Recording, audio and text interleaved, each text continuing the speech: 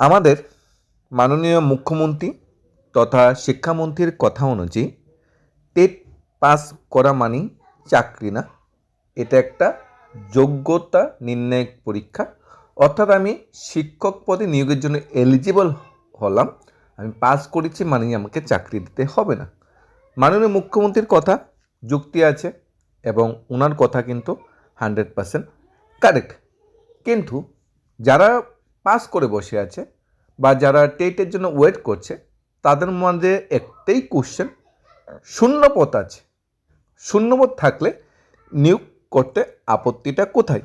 যেখানে ত্রিপুরা শুধু elementary education, ঠিক আছে, আমরা এলিমেন্টারি এডুকেশন সেকেন্ডারি এডুকেশনে যাচ্ছি না, শুধুমাত্র এলিমেন্টারি এডুকেশনে এখানে যে প্রাথমিক দপ্তর আছে সেখানে গ্র্যাজুয়েট টিচারের 2781খানা পোস্ট খালি আছে। পাস করেছে তাদের সবাইকে চাকরি দিলেও আরও কিন্তু 1000-1500 মতো পোস্ট খালি পড়ে থাকবে, কিন্তু ভ্যাকেন্সি এসেছে 1000খানা। অর্থাৎ যারা টেট টু পাস করেছে সবাই চাকরি এখানে পাবে না। দাবি একটাই, পোস্ট খালি আছে যেহেতু আমাদের চাকরির ব্যবস্থাটা সরকার করতে পারত, কিন্তু সরকার কিন্তু সেই পথে হাঁটেনি। যতটুক ভ্যাকেন্সি এসেছে তার যতটুক ভ্যাকেন্সি খালি আছে তার 50% কিন্তু অ্যাডভার্টাইজমেন্ট আসেনি। যদি 2700 ভ্যাকেন্সির মধ্যে অর্ধেকও যদি আসতো, 1300-1400, তাহলে কিন্তু ম্যাক্সিমাম বেকার চাকরি হতে সে আমরা চাকরি পেয়ে যেত। প্রাইমারি টিচারের ভ্যাকেন্সি 1406খানা, সব মিলিয়ে শুধু এলিমেন্টারি এডুকেশন যেটা আমরা বলা হয় সেই দপ্তরেই 6904খানা পোস্ট খালি আছে। এরপর এমনও কিছু তথ্য বেরিয়ে এসেছে যে ত্রিপুরার 345খানা এরকম প্রাথমিক বিদ্যালয় আছে যেখানে শিক্ষকের ক্রাইসিস আছে। প্রশ্ন ছিল বর্তমান রাজ্যে এলিমেন্টারি এডুকেশন দপ্তরে মোট কয়টি সিঙ্গেল টিচার বিদ্যালয় আছে, অর্থাৎ একজন শিক্ষকদের বিদ্যালয় চলছে ত্রিপুরায়, সেরকম বিদ্যালয়ের সংখ্যা 345খানা।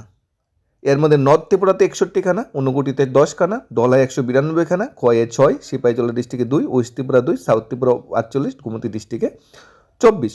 সবচেয়ে পিছিয়ে পড়ে রয়েছে ধলাই জেলা, অর্থাৎ উপজাতি বা টিটিডিসির যে ধলাই জেলা, সেখানে 192টি স্কুল আছে যেখানে মধ্যে একজন শিক্ষক।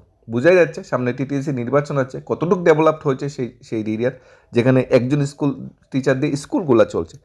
তারপরেও যতগুলো ভ্যাকেন্সি খালি আছে ততগুলো ভ্যাকেন্সি অ্যাডভার্টাইজমেন্ট আসেনি। টেট পাস করলেই চাকরি নয়, কিন্তু যদি ভ্যাকেন্সি খালি পড়ে থাকে তাহলে কেন চাকরি নয়, সে উত্তরটা কিন্তু মাননীয় মুখ্যমন্ত্রী দেয়নি।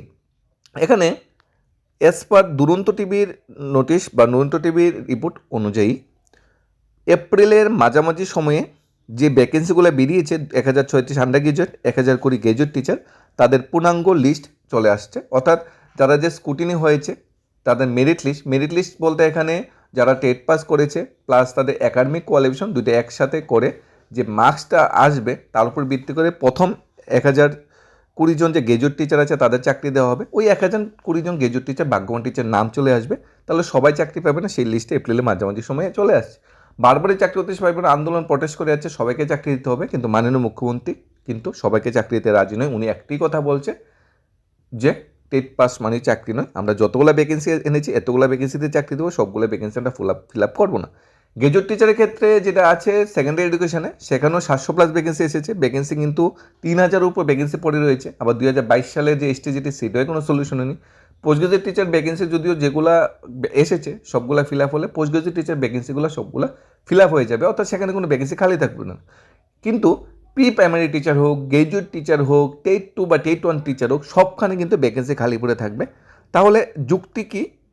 পাস করেছি, ভ্যাকেন্সি খালি আছে, চাকরিটা দেওয়াই কিন্তু ত্রিপুরা সরকারের জন্য ভালো, ত্রিপুরা শিক্ষা ব্যবস্থার জন্য ভালো, ইভেন ত্রিপুরার ভবিষ্যৎ প্রজন্মের জন্য ভালো। এটা ন্যায্য দাবি, সরকার চাইলে এই দাবিটা মেনে নিতে পারে, কারণ মাননীয় মুখ্যমন্ত্রী নিজেই বলেছে টেট পাসে যে পার্সেন্টেজটা অনেকটা কম এবং ভ্যাকেন্সি অনেকটা হিউজ পরিমাণ আছে বিধানসভার তথ্য অনুযায়ী, তাই ওই ভ্যাকেন্সিগুলোতে সবাইকে নিয়োগ করা যেত।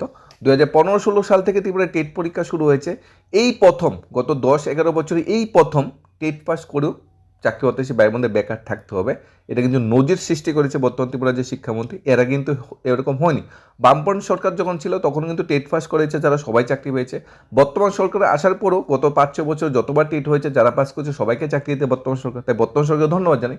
কিন্তু এবার এই প্রথম এরকম হয়েছে যে টেট পাস করে বেকার থাকতে হবে। এ বিষয়ে একটা প্রতিবেদন উঠে এসেছে।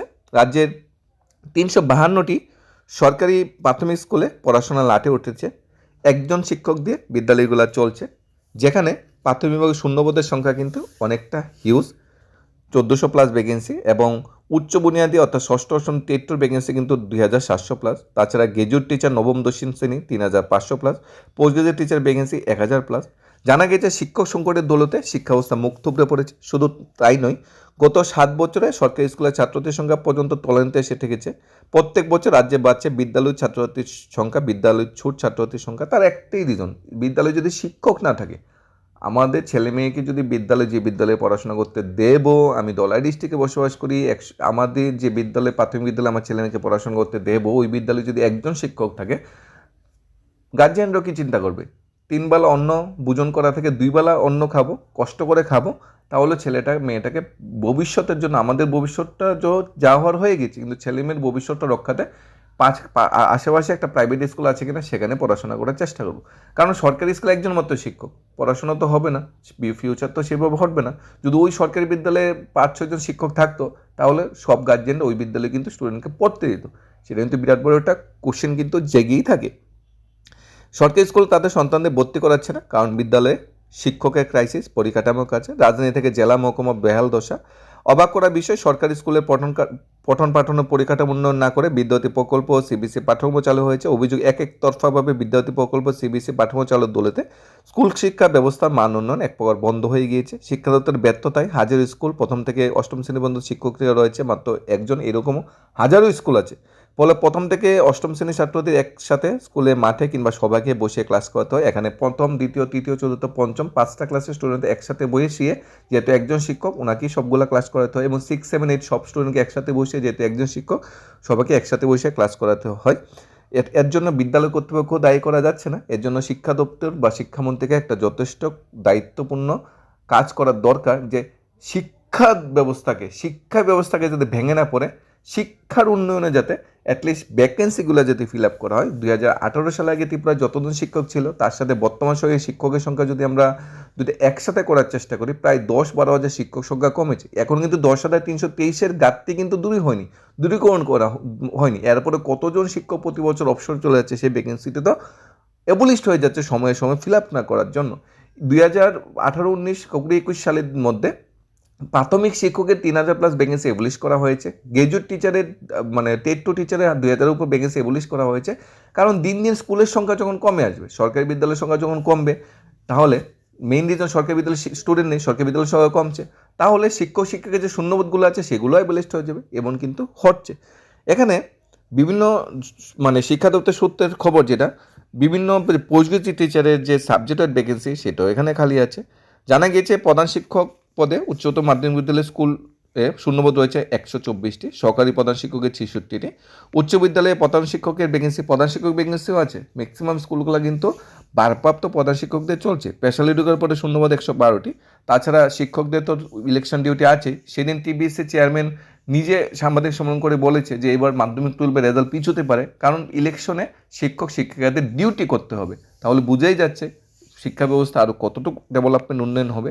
যুগ্ম অধিকর্তা পদে শূন্যপদ 6টি, উপ অধিকর্তা পদে শূন্যপদ 9টি, অ্যাসিস্ট্যান্ট ইঞ্জিনিয়ার পদে শূন্যপদ 4টি, এলডিসি লয়ার ডিভিশন ক্লার্কের পদে শূন্যপদ, সেগুলো এখানে তুলে ধরা হয়েছে। 135 খানা, আপার ডিভিশন 61 খানা, ড্রাইভার 5 খানা, গ্রুপ ডি নাইট গার্ডে পোস্ট রয়েছে 178 খানা, অফিস অ্যাটেন্ডেন্ট 14 খানা, হেড ক্লার্ক রয়েছে 22 খানা, আপার ডিভিশন ক্লার্ক রয়েছে 61 খানা। শূন্যপদ কিন্তু সেখানে পড়ে রয়েছে। সেই শূন্যপদগুলি কিন্তু পূরণ হচ্ছে না। জেআইবিটির মাধ্যমে বারবার পূরণ করা হবে, প্রতিশ্রুতি দেওয়া হয়েছে, কিন্তু সেগুলো কিন্তু প্রতিশ্রুতি পূরণ করা হচ্ছে না।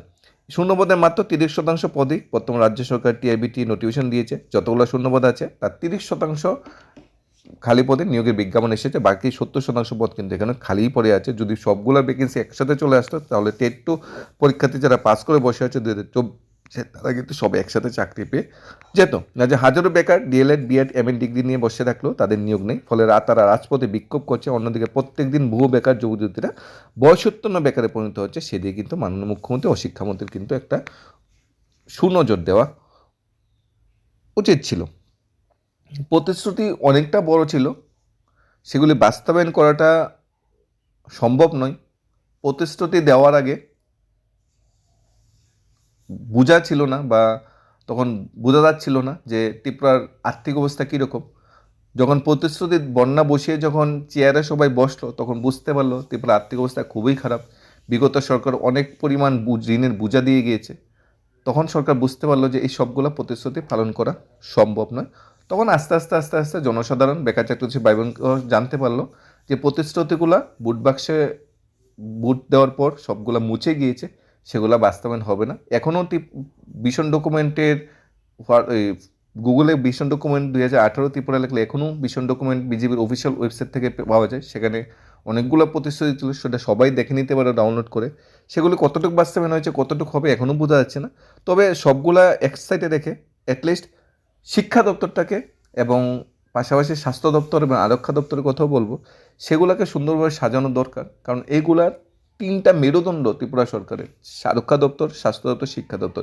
এই তিনটা মেরুদণ্ড ছাড়া ত্রিপুরা সরকার চলবে না। এবং সবচেয়ে তাৎপর্যপূর্ণ ঘটনা কি, এই যে তিনটা মেইন দপ্তর শিক্ষা, স্বাস্থ্য, আরক্ষা, তিনটা দপ্তরে যেখানে 3জন মন্ত্রী থাকার কথা ছিল, সেখানে মন্ত্রী মাত্র একজন।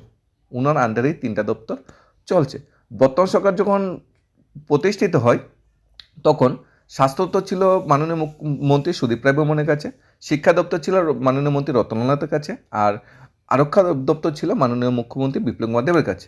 কিন্তু গত 6-7 বছর এমন কি হয়েছে যেখানে তিনজন মিনিস্টার তিনটা দপ্তর পরিচালিত করতো। বর্তমানে এই তিনটা দপ্তরের মন্ত্রী একজনই, মাননীয় মুখ্যমন্ত্রী মানিক শাহ মহোদয়। উনি তিনটা দপ্তর একসাথে পরিচালনা করেন। অর্থাৎ উনি প্রাক্তন মুখ্যমন্ত্রী বিপ্লব কুমার দেব, প্রাক্তন মন্ত্রী সুদীপ রায় বর্মন, বর্তমান মন্ত্রী রতনলালের যে কাজগুলি তিনজন করতো, সেই কাজগুলি মাননীয় মুখ্যমন্ত্রী একাই করছে।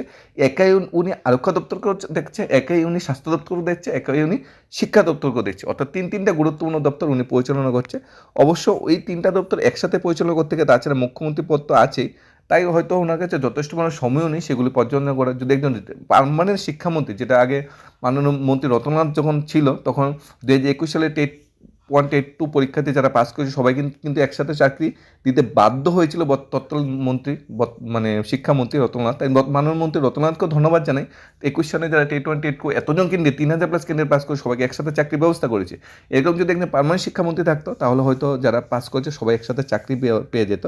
শিক্ষা দপ্তরটা পরিচালনা করার জন্য দক্ষ একজন ডেডিকেটেড মন্ত্রী দরকার, যিনি সমস্ত কিছু একসাথে পরিচালনা, ওনার কাছে যথেষ্ট সময় থাকবে। মাননীয় মুখ্যমন্ত্রী অনেকটা ব্যস্ত, কারণ অনেকগুলো দপ্তর একসাথে পরিচালনা করা অনেকটা কষ্ট হয়, কোনোই সম্ভব নয়। পিডাব্লিউডি দেখবে না, শিক্ষা না আরক্ষা না স্বাস্থ্য দেখবে। তাই অবশ্যই শিক্ষা, স্বাস্থ্য এবং আরক্ষা এই তিনটা দপ্তরের যদি আলাদা আলাদা মন্ত্রী বা মিনিস্টার ত্রিপুরার যে জনসাধারণরা পেত, যারা বুদ্ধি বর্তমান সরকারকে প্রতিষ্ঠিত করেছে, হয়তো ডেভেলপমেন্টটা আরেকটু বেশি হতো। ধন্যবাদ।